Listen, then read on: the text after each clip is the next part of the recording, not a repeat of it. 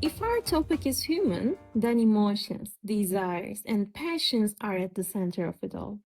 Welcome to Unmute the Leader. I'm Ecem, and today we will explore the passion, the fire that keeps you going.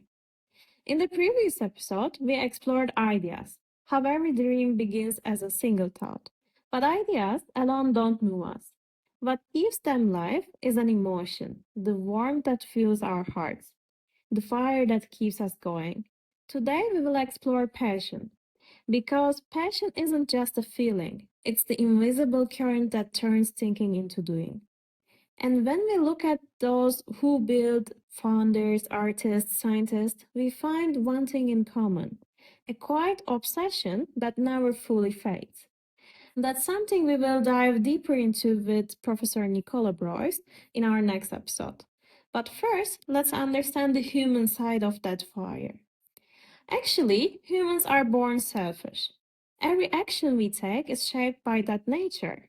Our emotions are so powerful, and it's really easy that they turn into fire, into excitement. But if we speak about self-awareness, doesn't begin in moments of joy or laughter. It begins in the moments of stress, fear, hopelessness, the moments we would rather skip. Only a few people can truly make peace with every color of their emotions. We tend to recall happiness, not despair. We mostly speak about joy, not discomfort. Yet, balance comes from staying as close to our unrest as to our peace, seeing where our unease comes from and learning from it. There is a Turkish psychotherapist, Ferhat Içoz, and I read recently his beautiful book. He says there, when you feel hopeless, don't fight to escape. Let's see where these feelings will take you. And that's what emotions do. Emotions. They take us somewhere from one place to another. In a previous episode, I said sometimes a new idea begins with a feeling.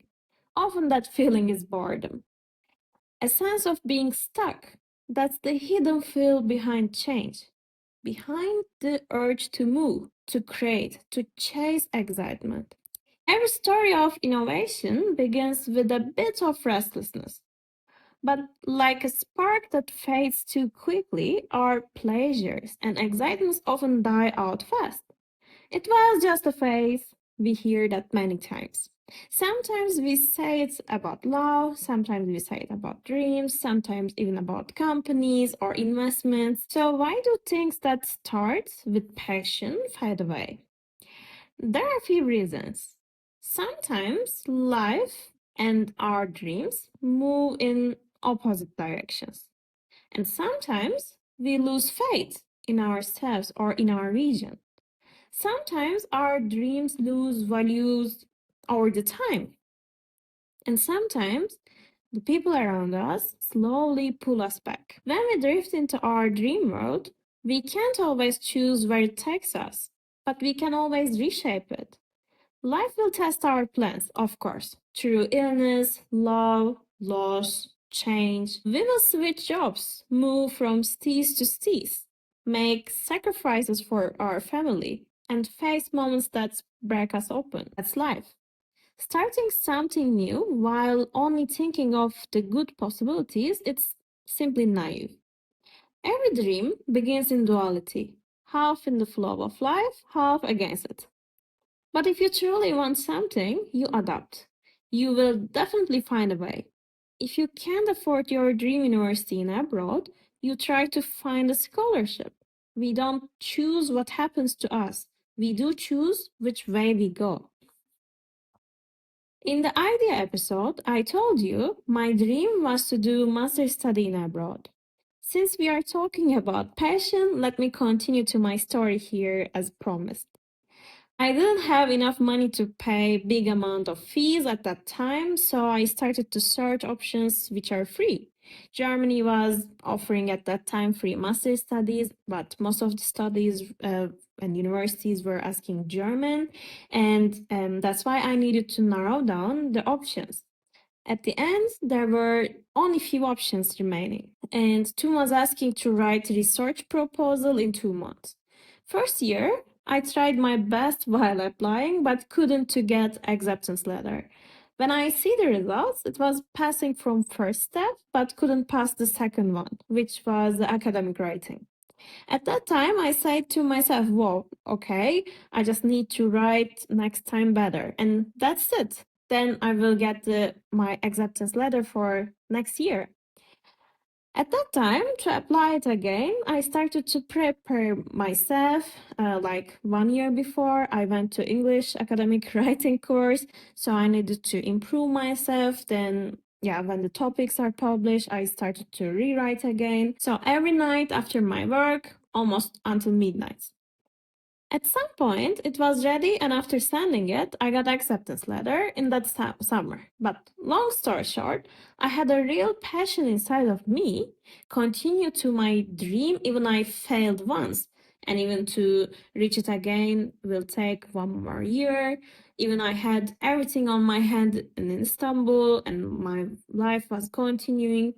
But I have been believing that my dream was waiting for me. Reaching a dream is not a one big jump. It's putting stone after stone, day after day, even when life tries to destroy them away. Or even you fail on the way again and again.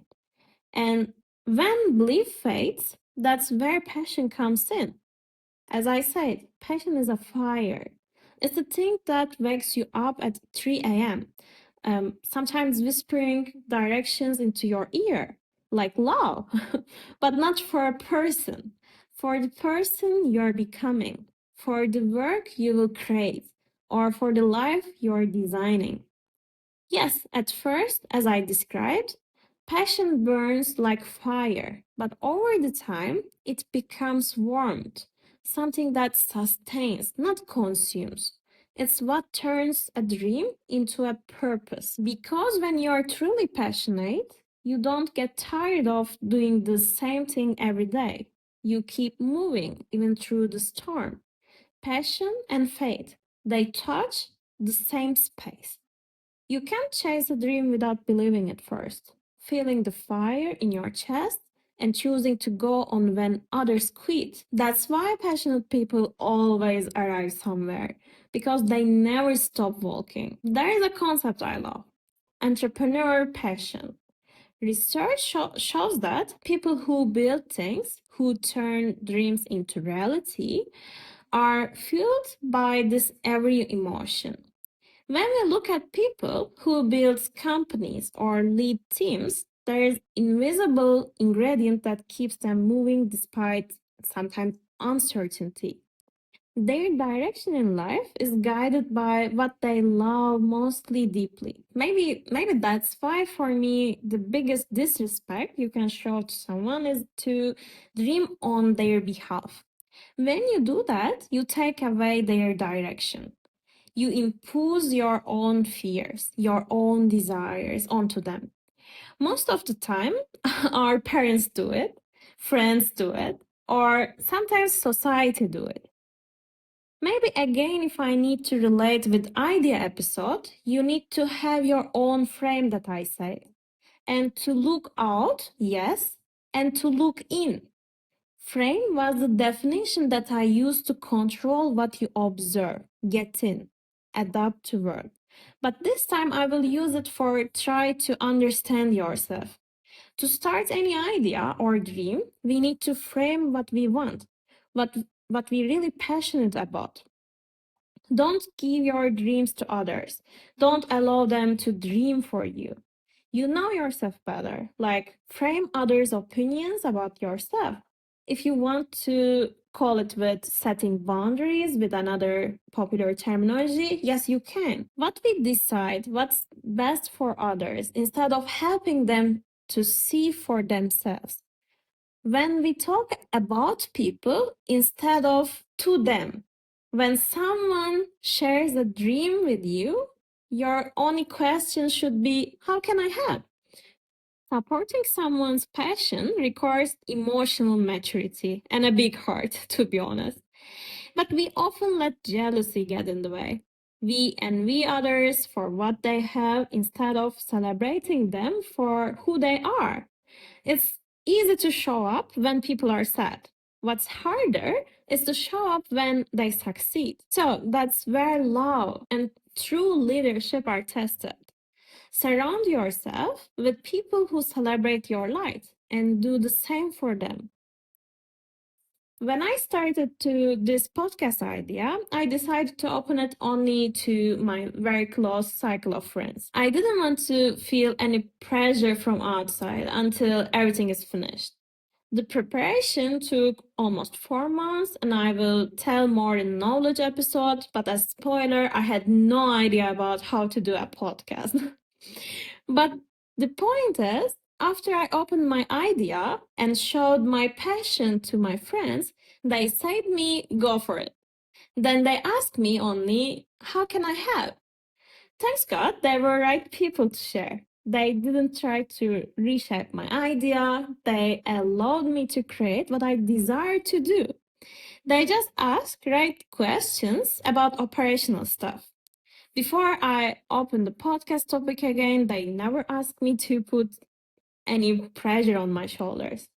And then, day by day, I shaped it. But in my case, yes, it is true, idea was there, but making it real was another story. When I started to see first results with guest speaker recordings and social media planning, I felt confidence to share it with you. And here we are. So, coming back to the passion, yeah, passion is our motivation, the silent force that keeps us moving towards our dreams. It's what puts us to sleep with the same vision every night. And it's what builds our path step by step. We are mirrors to each other's, but each mirror shows a different reflection. You can't imagine what you have never seen. You can't dream what you have never felt. Every new passion is born from the fragments of what we have already lived. And maybe that's the most beautiful part, that even in stillness, something new is always being born. At the end, passion is not about noise, it's about direction. It's what keeps the flame alive, even when no one is watching. Because passion is faith, it's courage, it's continuity.